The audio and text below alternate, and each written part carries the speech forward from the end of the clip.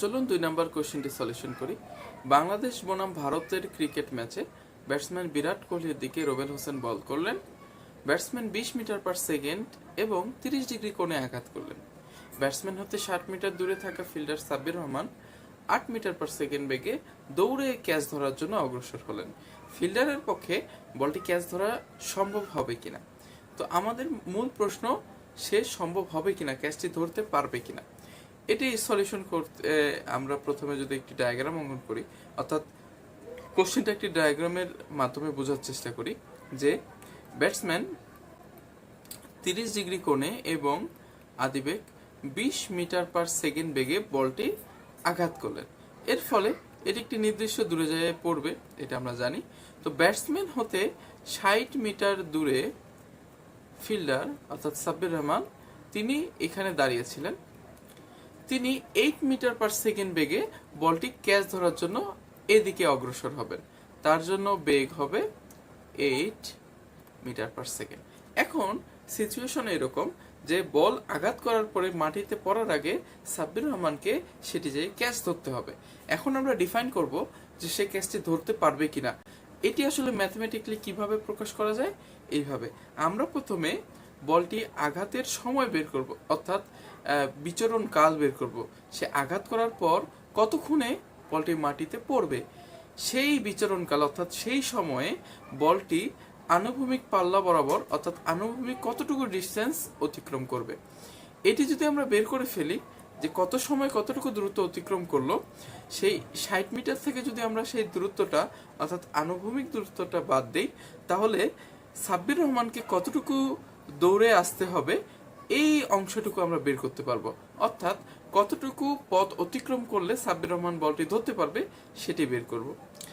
সেটি বের করার পর আমরা দেখব যে এই বিচরণকাল অর্থাৎ বলটি মাটিতে পড়ার যে সময় পর্যন্ত, এই সময়ে সাব্বির রহমান যদি দৌড়ে চলে আসে তো এই পথটি অতিক্রম করতে পারবে কিনা। অর্থাৎ বলটি মাটিতে পড়ার যে সময় তার আগেই এই সময়ে যদি সাব্বির রহমান এতটুকু ডিস্টেন্স অতিক্রম করতে পারে তাহলে বুঝবো সে ক্যাচটি ধরতে পারবে। আর যদি একই সময়ে এই পথটি অতিক্রম করা সম্ভব না হয় তাহলে বুঝবো সে ক্যাচটি ধরতে পারলো না। তো চলুন শুরু করি।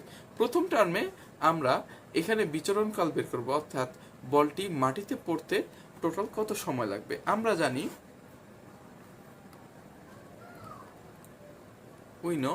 বিচরণকালের সূত্র আমরা সকলে জানি টি, অর্থাৎ এই যে এখানে বলটি গড়িয়ে পড়বে, টি সমান হচ্ছে 2u sin theta divided by g, এটা আমরা জানি। তো 2 ইন্টু ইউ হচ্ছে আমাদের আদিবেগ 20 ছিল sin 30 ডিগ্রি ডিভাইডেড বাই 9.81। এটা যদি আমরা ক্যালকুলেশন করি, ক্যালকুলেশন করলে মোটামুটি 2.04 সেকেন্ড আসছে। তাহলে এই যে 2.04 সেকেন্ডে বলটি এই মাটিতে পড়ে যাবে। এখন দেখতে হবে যে এই সময়ে আমাদের আনুভূমিক ডিস্টেন্স কতটুকু অতিক্রম করলো।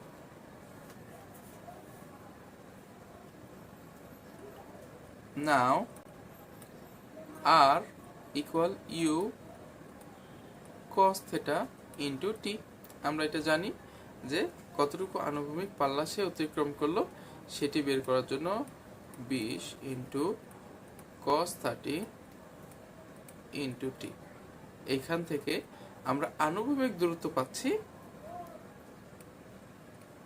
35.33 মিটার। তাহলে এই যে এতটুকু দূরত্ব হচ্ছে 35.33 মিটার। তাহলে সাব্বির রহমানকে বলটি ধরার জন্য অতিক্রম করতে হবে কতটুকু, অতিক্রান্ত দূরত্ব হবে এই 60 মিটার থেকে 35.33 মিটার বাদ, অর্থাৎ দূরত্ব দিয়ে বোঝাচ্ছি যে অতিক্রান্ত দূরত্ব 60 মিটার মাইনাস 35.33, এটি আসবে মোটামুটি 24.67 মিটার। এখন আমাদের দেখতে হবে যে এই বিচরণকাল অর্থাৎ 2.04 সেকেন্ডে এটা বলটি পড়ার যে সময় বা মুহূর্ত, এই সময়ে সমবেগ 8 মিটার পার সেকেন্ড এবং এই সময়ে সে এই ডিস্টেন্সটা অতিক্রম করতে পারছে কিনা। তাহলে আমরা যদি দেখি যে অতিক্রান্ত দূরত্ব হবে আমাদের s ইকুয়াল ভিটি, সমবেগ। ভি হচ্ছে 8 মিটার পার সেকেন্ড এবং টাইম হচ্ছে 2.04। এখানে 8 ইন্টু 2.04 এটা আসবে 16.32 মিটার। তাহলে দূরত্ব অতিক্রম করতে হবে আমাদের 24.67 মিটার। কিন্তু সাব্বির রহমান এতটুকু সময়ে এই বেগে মাত্র 16.32 মিটার অতিক্রম করতে সক্ষম। তাহলে যেহেতু আমাদের এই দূরত্বটা বেশি, অর্থাৎ বেশি দূরত্ব অতিক্রম করতে হবে, সে মাত্র 16 মিটার দৌড়াতে পারবে, তাহলে ক্যাচটি হবে না। তাহলে আমরা লিখতে পারি 24.67 যেহেতু 16.32 থেকে বড়, অতএব ক্যাচ হবে না। এটি আমাদের কাঙ্ক্ষিত অ্যান্সার।